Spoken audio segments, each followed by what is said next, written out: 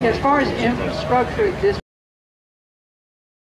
pretty much settled. We may build some things later on. What we plan to do is improve our programs. We increase the forums. Ask Ray to add to his programs. This is Ray does a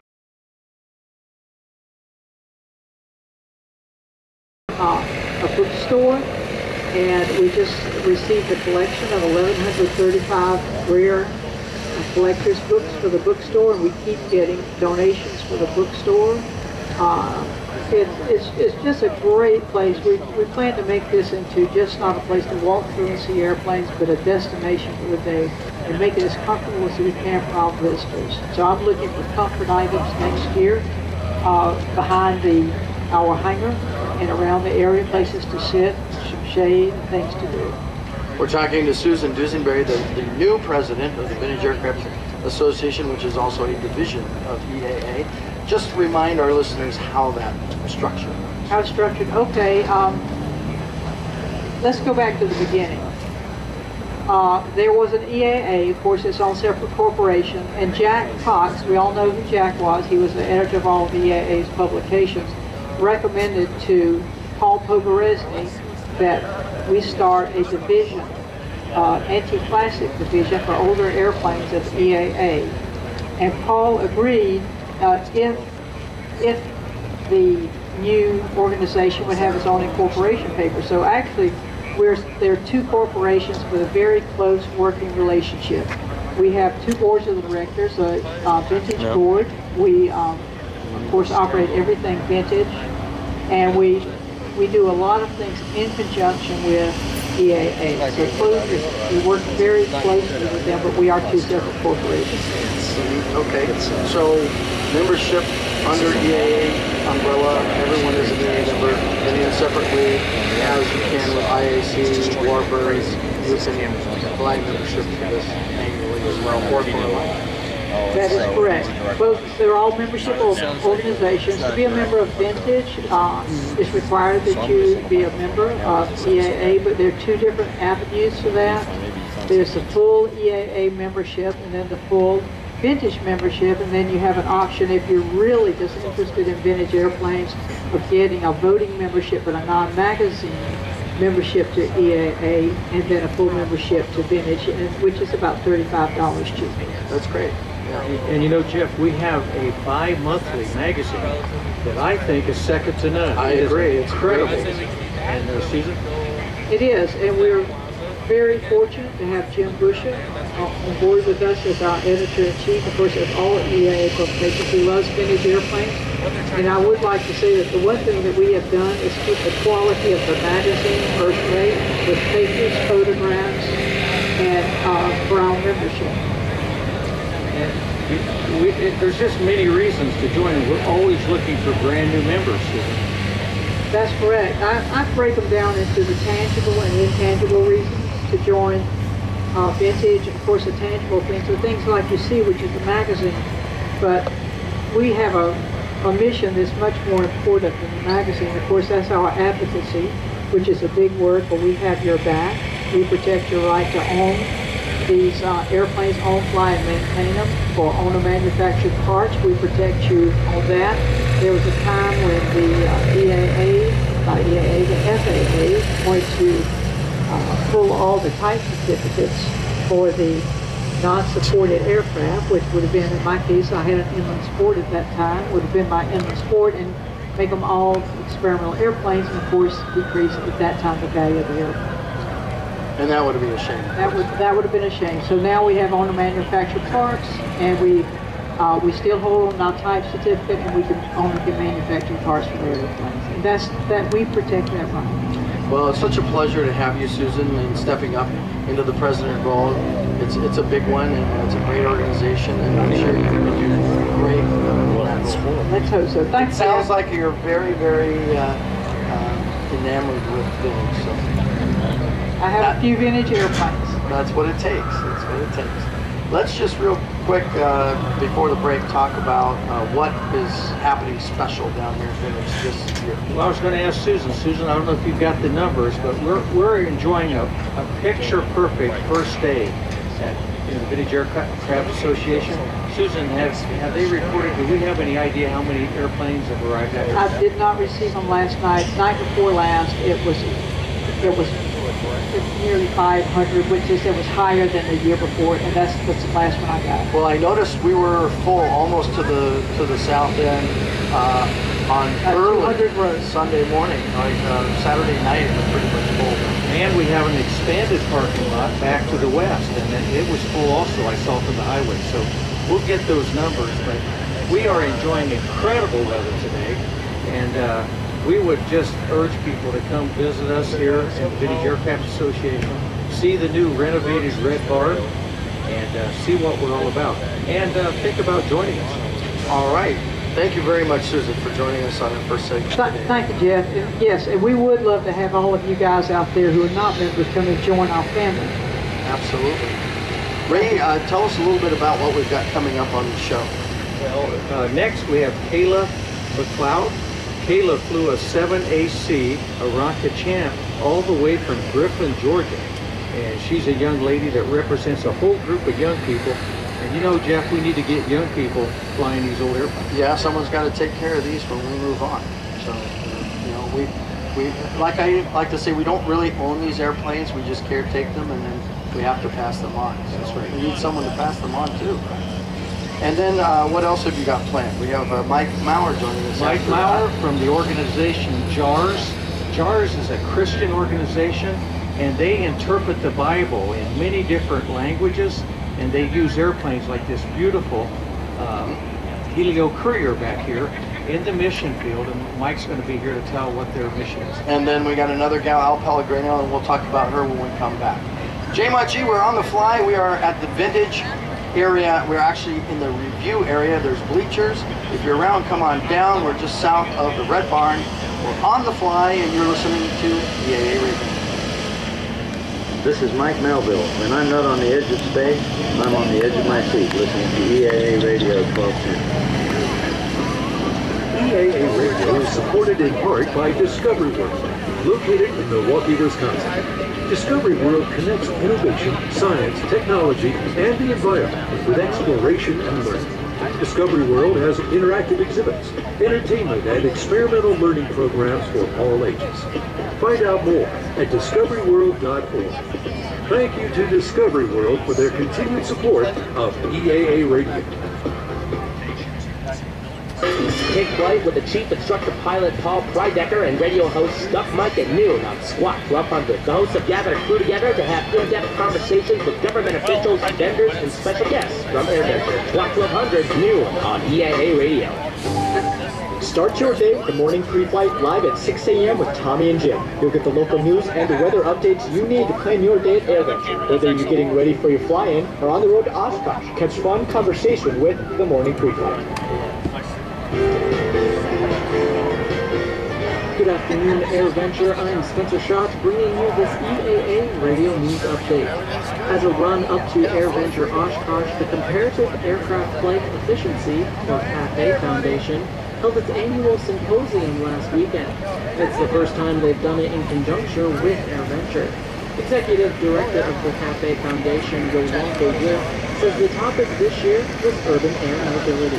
What we're really looking at is using the new urban air mobility interest as a study to look at where development is today, and really looking at both the opportunities and the challenges from the perspective of technology, market and business development, and regulation and certification. Wolf says investment capital funds are now focused on electric flight. It shows that this industry has reached the point where we can have conversations about the challenges and opportunities for it. You can hear executives from Uber present their views on urban air mobility at the Freedom Awards Tuesday. It's the first time in over 50 years that Uber has seen two B-29 in the band together. Doc is currently on display at Boeing Plaza, and Fifi is scheduled to land this afternoon.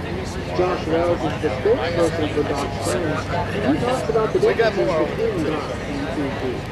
We're really excited. They're two unique airplanes. Doc is in its original form. It's that aluminum polished feel.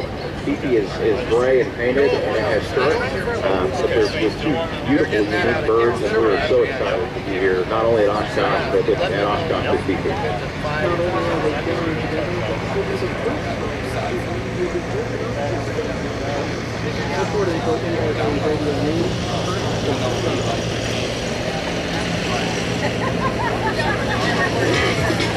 And now, your host, Chief. And we're down at the vintage area for a beautiful Monday at AirVenture 2017. And we couldn't ask for better weather, right? Oh, it's beautiful. And we just urge people to come down and see what we're doing here in the Vintage Aircraft Association today. We're on the Rose Memorial Plaza. Merck Rose made this possible for us in memory of her husband. I've been Bill. zooming in. It's a beautiful area. Very well done. There's new bleachers this year, huh? Oh, we're so excited. Brand new bleachers. And we use this area for our program Vintage in Review that begins at 11 a.m. every Monday through Friday, starting out with a 100-year-old OX5 engine. We urge people to come and attend. We heard that run right before the show today. That's right. Oh. Sounds really good. Kingsley connected. Ray Johnson is the chairman of this area, and he's going to introduce our next guest now. Well, we're very excited to have Kayla McLeod with us. Kayla is 18 years old. She's from Williamson, Georgia, and a 73 Rocket champion. Very cool. She is representing the Candler Field Museum Youth Aviation Program.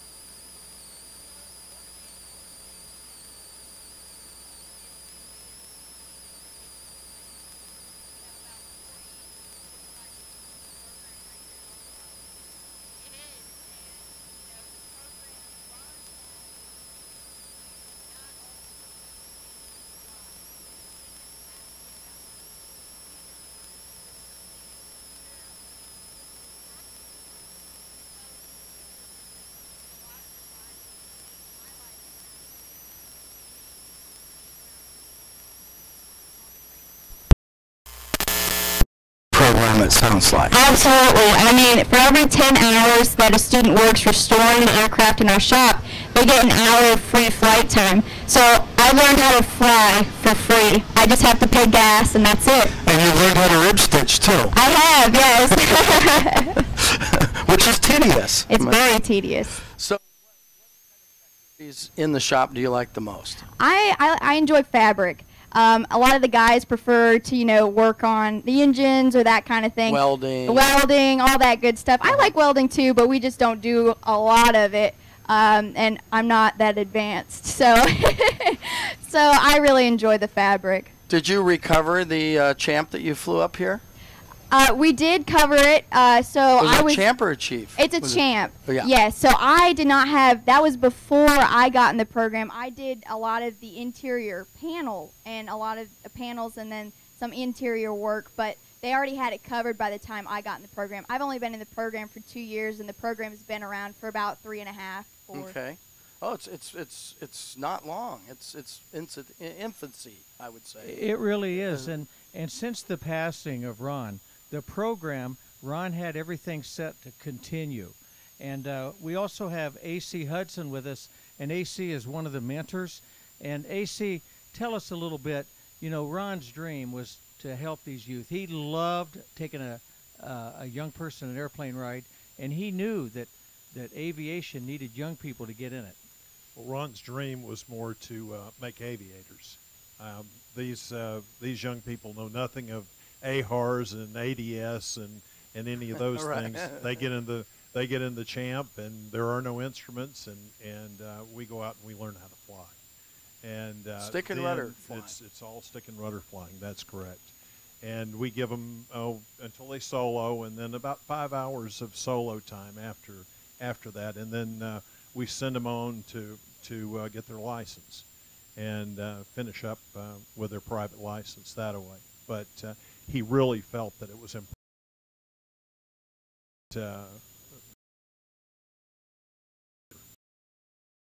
This was the first airplane we wrote and then covered this airplane.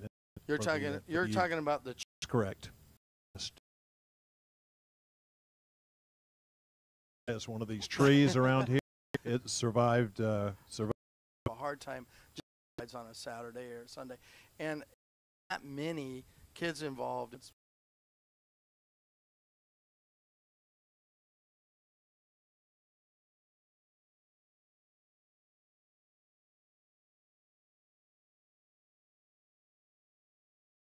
program. There's a maintenance shop across the way. Their primary purpose is antique and classic aircraft restoration. Museum or flyable airplanes. When we have one there, it's a flyable airplane. And we also have a restaurant, Barnstormers, and it's a first class. I've been there. It's always full. A lot of $200 hamburgers.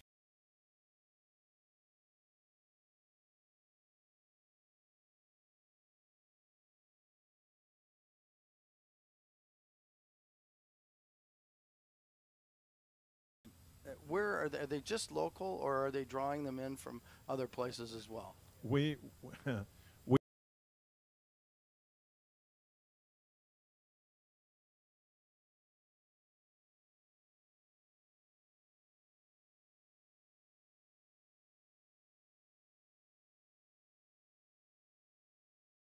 there are other people in her area that come from that area. So and what's really funny is there are very few of the all over. And is these student exchange programs with foreign countries, you know, hosting and things like that. And I'm imagining that this program could so easily go into an exchange program, something like that, where students long enough to get their solo and you know, get that done. That would be fantastic. Bring them on. That's awesome. Ideas, light bulbs are going on.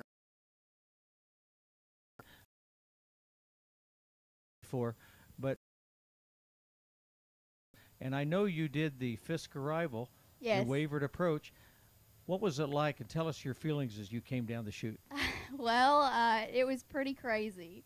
I had never been around so many airplanes at once, never really heard controllers get angry with people before. So it was. Were they getting stacked up a little too close? They were, and the runway was closed. So that's never good. Yeah, an RV just wasn't paying attention, didn't want to listen, and then everything went downhill from there. Were you nervous because you read the NOTAM, of course? Right, I was nervous. My instructor with me, but yeah, it was intimidating for sure. Well, you know, and it's always encouraged for people coming to Oshkosh. Some flight spot landings, go-arounds, especially. People just don't do go-arounds very often. They do a lot of them at Oshkosh. You know, it's a normal way that they separate airplanes here, and so it can be a little challenging, but preparation is the key. Absolutely. Kayla, I know Ron Alexander took a special interest in you, And I know he told you, whatever happens, fly the airplane, right? Absolutely. But I'm interested, and what did Ron Alexander mean to you personally? Meant a lot to me. He really played a grandfather-like role in my life. He taught me a lot about airplanes, but I'd say he taught me more about life itself. He wanted me to just be passionate about anything I did in life, and he always had my back. He would always tell me he would never let me down. And he wanted the best for me, and he looked out for me. People down here in Vintage know who Ron Alexander is, but many of our listeners may not. So real quick.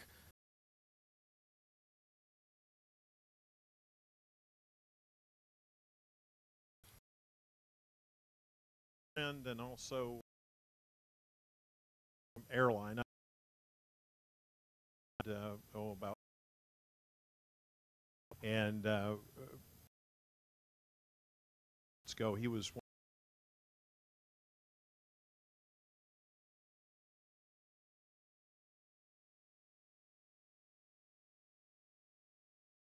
and had a This beautiful DC-3 that airplane.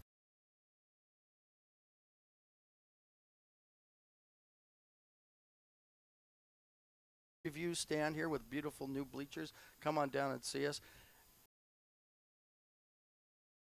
You're listening to EAA Radio. And Matt. Support for EAA Radio comes from Aspen Avionics. Aspen's Evolution 2500 system gives you the largest glass in your class. This easy-to-use glass cockpit system offers advanced capabilities and safety features with 3 displays. Aspen provides an upgrade path to new features and capabilities, protecting your investment for the long haul. Aspen Avionics, affordable, easy to install, and easy to own. On the AirVenture grounds in Exhibit Building B or at aspenavionics.com. And you're listening to EAA Radio. Tune in to EAA Radio Tuesday, and here's what you'll hear. At 7:45 on the morning pre-flight, Hal Bryan stops by to give us a social media and AirVenture update. At 9, Digital Dave and astronaut strategy and sales for Blue Origin to talk about Airbus. Steve Buss talks with Adam Smith, Executive Vice President for Commemorative Air Force, about the C-47 That's All Brother. At 11:15 on Attitude Adjustment, Amy Laboda and Rob Mark talk with Paul Dye about kit plane trajectories and trends. At 12:45, 1200, Steve Burns, CEO of Workhorse, stops by to talk about Showfly. And at 1 p.m., Jay Montg takes you to the new Young Eagles Pavilion with On the Fly. All this and more, Tuesday on EAA Radio. This is your EAA Radio weather forecast with meteorologist Rawan Hamad. Beautiful day in Oshkosh as cloud cover is decreasing to mostly clear. Today's high is 74 with north-northeast winds blowing at 10 knots. Relative. We'll have more details for you as we progress through the day.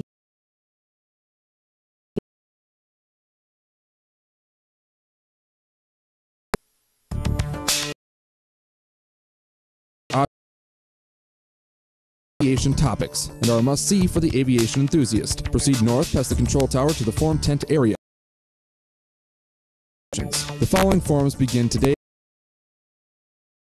Own hobby, degraded visual environment introduction, carbon monoxide poisoning, full flight, what's new, why helicopters, seaplanes 101, mountain flying in New Zealand, NTSB's most wanted, loss of control, panel discussion, design, build, test. In the following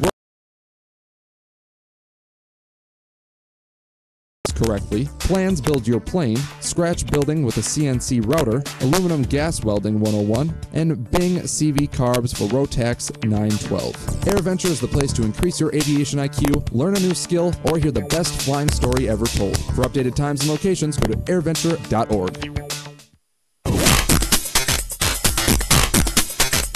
On the Fly with Joe Mark On the Fly is on the air. It's a beautiful day on the beach. Oh my God. Monday. Every year we're down here to kick off the show. 2017, as of right now, today, it looks like it's going to be wonderful. Jeff, it's a perfect day here in the Vintage Aircraft Association, and thank you and EA Radio for coming down here and drawing a little attention to this beautiful air park, this area, this little village that we have here. And we'd like to invite people to come and look at the new renovated red barn and all of our infrastructure here. And we're looking for new members, Jeff. Yep, type clubs are here. There's all kinds of activity going on. So we were just going to finish up real quick with Ron Alexander and you know, the legacy he's left behind. Well, we're talking about the DC-3, and just to, it's out here. Everyone come take a tour. All the money from the tours goes to Vintage.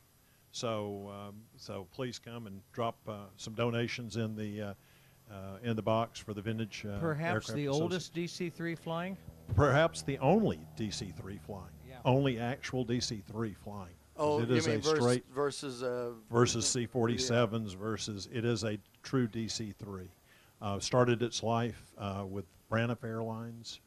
Went through PBA. Did a lot of flying out of Boston in that area. Has 82,000 hours on it. Wow. So since 1936. Well, thank you for bringing it up here. It's wonderful. All right, Ray. Well, we're going to talk to some folks from JARS. We are. JARS is a missionary organization, an organization that primarily does Bible translation in many different languages. And behind us here we have this beautiful Helio Courier. It's known as Old Number 1. And it was the first Helio Courier that JARS used in their mission work. And we have Mike Maurer with us, and Mike is with JARS. He's a pilot. And Mike, tell us what JARS is. You also have a booth here, and wow, there's a bunch of Helio Couriers on the field this year. That's right, Ray and Jeff. JARS began in 1948 as the Jungle Aviation and Radio Service. Our founder wanted to provide air transportation and radio communication support for those who were doing Bible translation, literacy work, and health work in the Amazon jungles. People who had to travel 30 days by foot to get into the areas they were working could traverse the same area in 45 minutes to an hour, hour and a half. So we started there in 1948, and over the years we've had a real eclectic collection of airplanes. We started with a Grumman Duck, and Mission Aviation Fellowship loaned us our first pilot, Betty Green. So she was our first pilot, and over the years we've had Aranca sedans on floats, PBY Catalinas, Norseman on floats, Helio Couriers, Cessna 206s and 180s, 185s, and Cessna 402s, just a wide variety of airplanes that we've used today. The Helio that we have here, Old Number 1, was the first production Helio and was used as the aircraft manufacturer's demonstrator for many years, and then was donated to JARS. It never went overseas. It was used in our training program. Some of our listeners might not know what a Helio is. Describe the aspects of the airplane. Helio Courier is a 5 to 6 place high-wing taildragger designed for STOL, short takeoff and landing operations, and designed for use on unimproved airfields. It incorporates leading-edge slats on the wings that open and close depending on the angle of attack of the airplane to allow it to fly slowly and to make slow and short approaches and to take off out of those short fields as well. It has some other interesting aspects to it. They made an airplane that could fly slow, so they had to make it controllable. The ailerons are interconnected with interceptors or spoilers that come out the top of the wing. It's pretty unique in aircraft today. Pretty unique even then when it was designed, but it's designed to be a safe airplane in that environment. And so in the Philippines, where I flew, we had runways as short as 470 feet. Our average village airstrip probably would be about 720 feet, and we would fly into those places day in and day out, carrying a heavy load, taking people in and out, people into the road.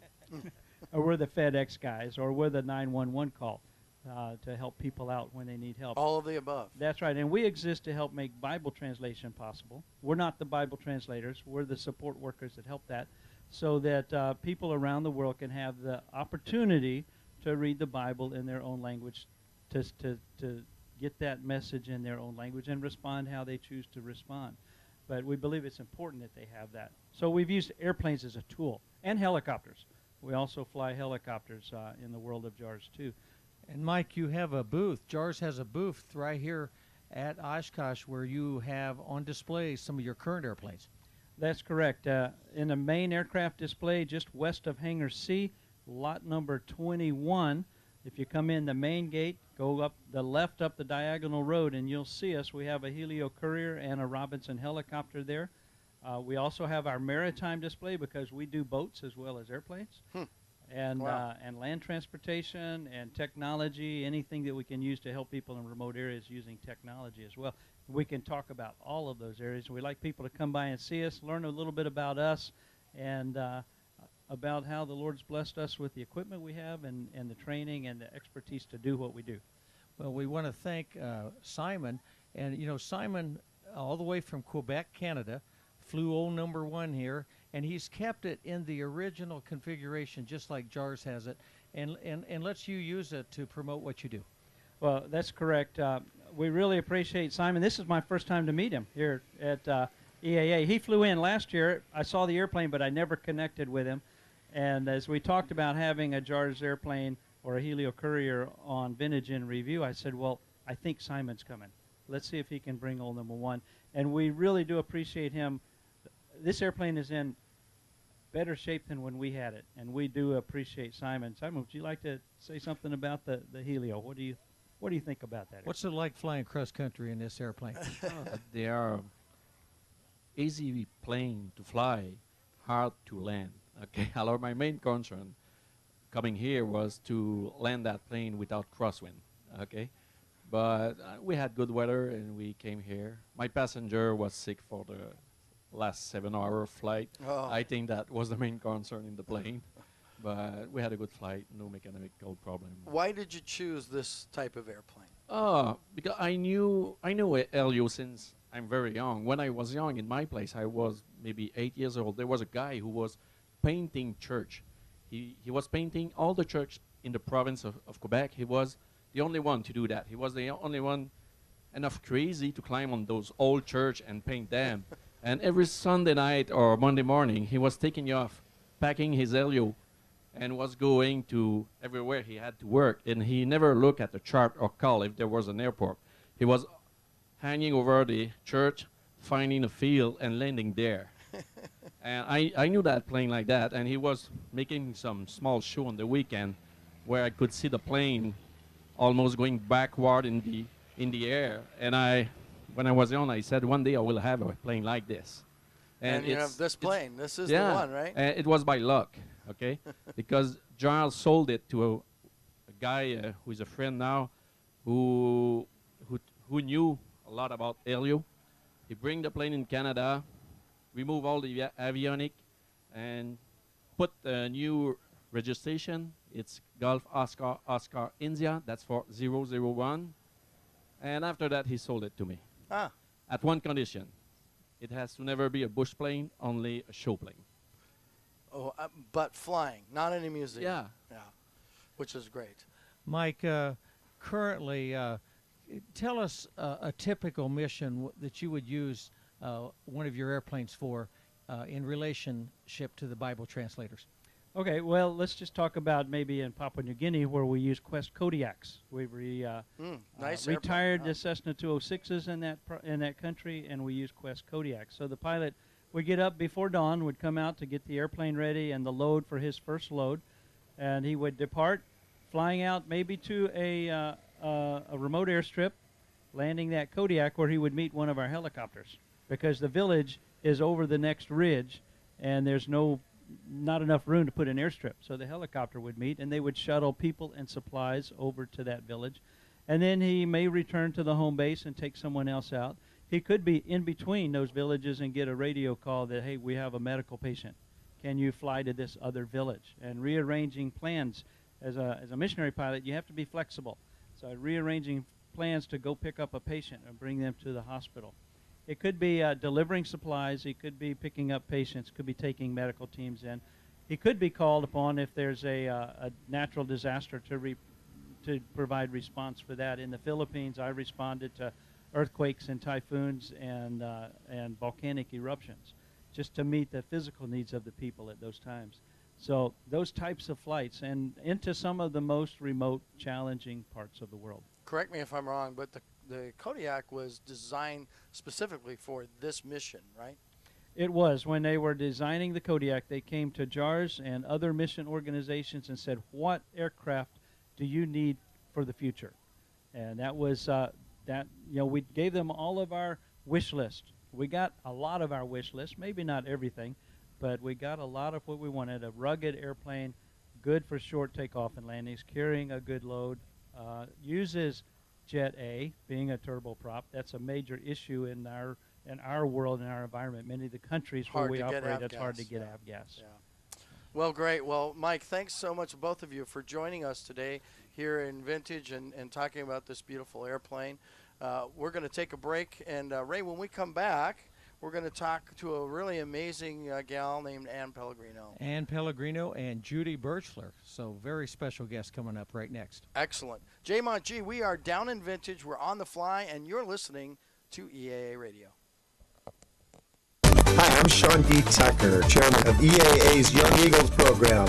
It's AirVenture 2017. We'll see you in the sky.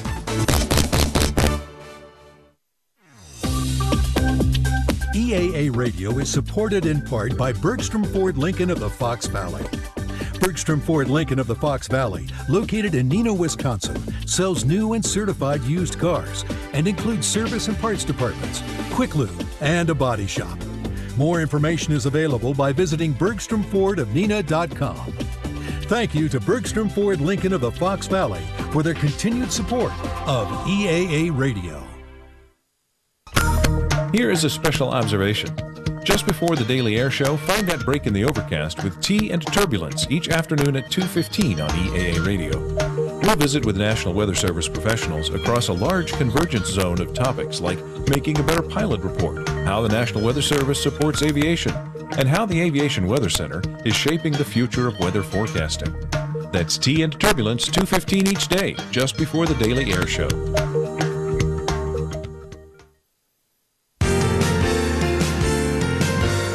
Good afternoon, AirVenture. I'm Spencer Schott, bringing you this EAA Radio News Update. As a run-up to AirVenture Oshkosh, the Comparative Aircraft Flight Efficiency, or CAFE Foundation, held its annual symposium last weekend. It's the first time they've done it in conjunction with AirVenture. Executive Director of the CAFE Foundation, Yolanka Wolf, says the topic this year was urban air mobility. What we're really looking at is using the new urban air mobility interest as a case study to look at where electric aircraft development is today, and really looking at both the opportunities and the challenges from a perspective of technology, of market and business development, and of regulation and certification. Wolf says investment capital firms are now focused on electric flight. It shows that this industry has reached the point where we can have conversations about the challenges and opportunities for investing. You can hear executives from Uber present their views on urban air mobility at the Theater of the Woods Tuesday night. It's the first time in over 50 years that anyone has seen two B-29s in the air together. Doc is currently on display at Boeing Plaza, and Fifi is scheduled to land this afternoon. Josh Wells is the spokesperson for Doc's friends, and he talks about the differences between Doc and Fifi. We're really excited. They're two unique airplanes. Doc is in its original form. It's that aluminum polished feel. Fifi is gray and painted, and it has turrets. But they're two beautiful, unique birds, and we're so excited to be here, not only at Oshkosh, but at Oshkosh with Fifi. Not only are they flying together, but this will be the first time these two planes will be close enough to even see each other. Reporting for EAA Radio News, I'm Spencer Schott. And now, your host, J-Mont G. Vintage in is the name of the place where we are today on the fly. Down south of the Vintage Red Barn to find it. You just head south along the flight line until you hit Vintage, and keep coming south a little bit more, and here we are. Jeff, we'd like to invite people to come down and see us and take a look at our vintage Airplane Association gift store. We have a lot of brand new gifts in there, a lot of new items that people could take home. Yeah, fantastic. And a bookstore. And a bookstore. The bookstore opened this year, brand new, used books, and all the proceeds from the bookstore benefit the Vintage Aircraft Association, and it's air conditioned in there. Nice. And a good place to sit down and browse, and we got a lot of aviation books in there. That's awesome. So, Ray, introduce our new guests, please. We have Judy Birchler and Ann Pellegrino with us. And we're going to start out with Judy. Judy is from Indianapolis, Indiana. And Jeff, I know Judy, and she is one of the most enthusiastic aviation people I know. This lady's flying all the time, but she flies Taildraggers. Yep. And she got interested in trying to. She wanted to find another lady who flew Taildraggers to fly with, and it got just a little bit out of hand. And Judy, ladieslovetaildraggers.com has turned into an incredible website, and now you have members literally from how many countries? 50, maybe 50 countries. All over the world. From All over the world. That's exactly right. We have about 100 women members from outside of the United States, and about 850 from within the United States. And the website, what it is, you profile the ladies. Each lady has a little profile page. You show what they fly and who they are and what they do. And it is an incredible website, not only for just ladies, but as an aviation website. That's correct. We do do a pilot profile for every woman that registers. She can be anything from a young student pilot that's 16 years old to 777 pilot that's flying the big iron. Everybody that flies the Taildragger that would like to be, and ladies love Taildraggers, we would love to have her. And I've been told that it's not only women that we inspire, but plenty of men come to the website too. Interesting. It really is. It's a wonderful website, but Judy's very and the focus is flying Taildraggers. Okay, so and yeah, go ahead. Do's and don'ts and hows to and theory, and tell us a little bit about it. What do you have on there? Well, it's more about inspiring anyone that has any interest in flying. It's about flying, inspiring someone to fly. Hopefully, they'll be inspired to fly a Taildragger, but just inspiring women in general to fly. There are a lot of people that ride the fence. They have an interest in aviation, but they may have never flown, and they just need a little nudge. They need to see other women out there actually doing it. Photographs of women flying airplanes inspire other women to fly. If they see somebody else accomplishing their goal, then they feel like they can do it too. But it's also people that have flown in the past that have sort of gotten out of it and want to get back in. Any number of interests, that would get women back into aviation is what we're all about, inspiring women. And if we pick up a few men along the way, all the better. And Judy, you meet the most interesting people. The way to find your website, ladieslovetaildraggers.com. Correct. Or you could Google Ladies Love Taildraggers, and it'll get you there. It is an incredible website. And you meet the most interesting people, and no one more interesting than Ann Pellegrino, who have with us. And you know, Judy, 80 years ago, we lost Amelia. But 30 years after Amelia was lost, Ann Pellegrino in a Lockheed 10A flew the same route that Amelia had planned, and she found Howland Island. She left a wreath there, and we have her with us today, and we want to talk to her.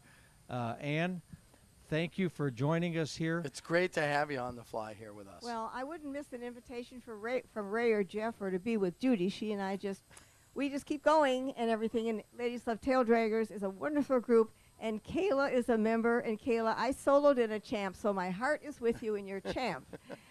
The flight around the world got started, not any planning. Lee had rebuilt this Lockheed 10 Electra from a belly landing, and he had mentioned to me, why don't I fly it around the world in 1962? At that time, I had less than 100 hours, and the longest flight I had made was from Ann Arbor, Michigan to Rockford, Illinois to EAA. But Don said he'll never get it done. But Lee did. And in 1966, I saw it at Willow Run. I said, that's not a Twin Beach down there. That's Lee's Lockheed. He got it done. And so Don gave me Fred Gerder's book, The Search for Amelia Earhart, for Christmas, and I read it. And I went over to see Lee in January, and he was still interested in doing it. And by then I was, you know, a flight instructor and had my multi-engine instrument. You know, I could fly it, and I'd flown some Twin Beaches. They're wonderful, too. And so Lee and I started to try to get this to go. We didn't want to say much because we didn't want to be embarrassed if it didn't. But we finally met Bill Polimas, and ultimately he became our navigator. He was the Fred Noonan of 1967, but he knew where he was. Fred Noonan knew where he was, too. Noonan was the greatest of 37. And so he helped us get equipment, like a HF radio from Collins. They loaned it to us. And here we are taking these thousands of dollars worth of equipment in an airplane, and we only had anything, and Lee let us go, and Lee went as mechanic. And then Bill Polima said, well, you're going to need another pilot because I'd never flown outside the United States. So he had a buddy named Bill Payne. Okay, active Air Force. We wrote the Secretary of the Air Force, Harold Brown, a letter requesting a month's leave for Bill Payne to fly around the world on a special flight. Bill Payne, in 1961, had flown a B-52 from Washington to Paris. He received the Harmon Trophy the next year, and his navigator was Bill Polimas. I had the cream of the crop. I had the best ever. The four of us were a real team. We left Willow Run, flew to Oakland, and flew around the world. And Lae, New Guinea, the last place Earhart and Noonan were officially seen. Then it was up to us to complete her flight. We found Howland Island. We landed at Honolulu, and then we flew for like 18 hours and 20 minutes from Honolulu back to California. Wow. We completed her flight, and our hats go off to Amelia and Fred. So That's an amazing story. And Anne, how old are you, darling? I'm young. This is the 50th anniversary of my flight. You can do the arithmetic tonight. Wait, public math? Oh. Okay. And you know, Jeff, I just want our listeners to understand who we're talking to. Well, I'm 80, and I still And try I to want to know what vitamin food, a big salad, and then I exist on chocolate and coffee. you know what? Oh, well, we've got half of it down. Then don't we? You know what, Jeff? You look at her. She doesn't look a day over 75, does she? Not No. one day. Wow. Thank you. But I want you to know. But we offered her a chair, and she said, no, I stand. No, and her and her husband, Don, flew a Piper Arrow all the way here from Justin, Texas. They flew in here, and she wasn't really happy when she had to park on Road 98, but it worked all right. It worked all right, yes. Well, we welcome everybody, and yeah, we're lucky that we have all that extra space down there now. We didn't used to have it. Well, I want to tell folks that on Thursday right here in Vintage in Review at 11 o'clock, Judy Birchler, Ladies Love Taildragger, along with Ann Pellegrino will be here, and she's going to tell the story of the flight again. And we'd invite people to be here and join us. And I think, Judy, she qualifies to be a Ladies Love Taildragger pilot, don't you think?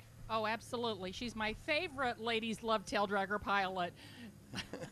Thank you, Ann, so Judy. much. It's fun. And just to recap, we don't want the whole story here because you're going to do the whole story in review on Thursday, but highlights, just some bullet point highlights about your trip. Highlight was finding Howland Island. We almost didn't. We were coming right down the line. Earhart Noonan had radioed they were on. And there was there were rain squalls in front of us. We couldn't go over them. The islands might be under them, so we were flying back and forth. And finally, through a break in the cloud, Lee Kepke, who had rebuilt the airplane, it was his idea, he saw the island, and that was so fitting.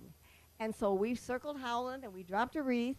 And just before we'd gotten to Howland, we radioed directly with our HF set into the 99s at the Smithsonian Institution and told them where we were and what we were doing. And, Earhart was the first president of the 99s. Right. And how big is Howland Island? It's Howland pretty Island small. Huh? is a half a mile wide and about a mile and a half long, and it's about 10 feet high.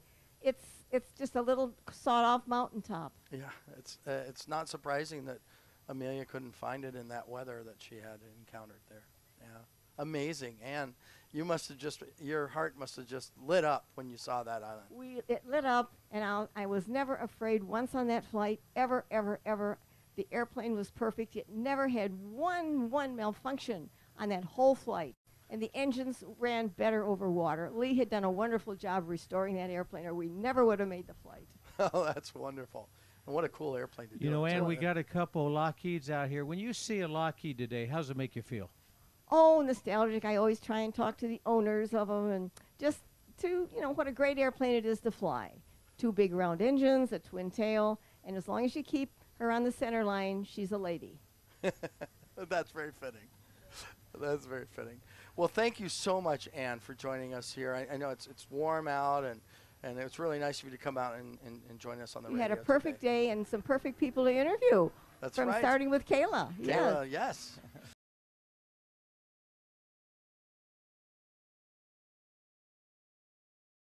Get online, check us out, register, and you'll hear back from me immediately. Okay, great. Well, Ray, we're going to wrap it up down here at the beautiful Vintage in Review area, and another year, and it'll seem like tomorrow when we're here again. I'll tell you what, Jeff, we appreciate you and EAA Radio for bringing attention to the Vintage Aircraft Association. We're very proud of our organization here. We're looking for new members. We have quite an infrastructure, and we invite you to just come down here and see what we're doing here in the Vintage Aircraft Association. You bet. Head on down, south of the Red Barn. J-Mont G on the fly tomorrow. We're going to take the show over to a brand new area for the Young Eagles. It's called the Blue Barn. It's brand new this year. So that's what we're doing on the fly tomorrow, Tuesday. Have a great afternoon, everybody. Enjoy AirVenture 2017. J-Mont G signing off. You're listening to EAA Radio. You're tuned to EAA Radio, 96.5 FM, 1210 AM, and online at eaaradio.net. EAA Radio is made possible by Aspen Avionics. The Evolution Flight Display System is an affordable glass cockpit system that enables aircraft owners to upgrade their six-pack to glass.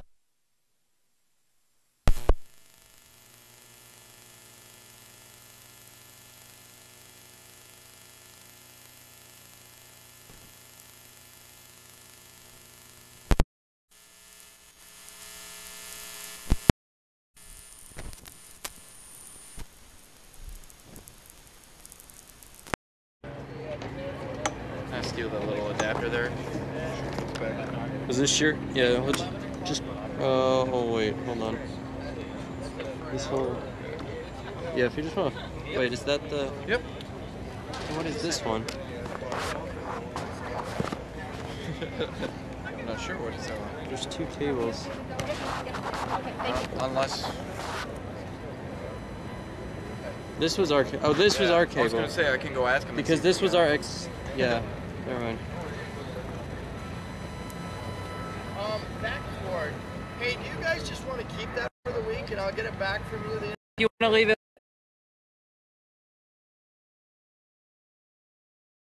The on the fly stuff. Either way. Yeah.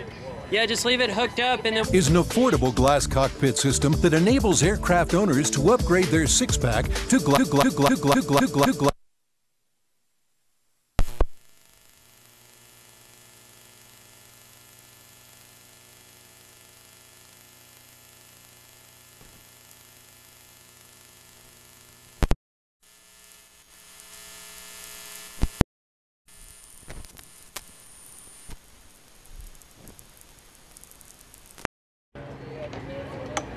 Do the little adapter there.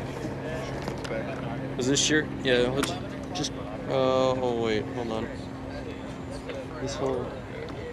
Yeah, if you just want to. Wait, is that the? Yep. What is this one? I'm not sure what it's on. There's 2 cables. Unless. This was our. Oh, this was our cable. I was gonna say I can go ask him. Because this was our ex. Yeah. Never mind.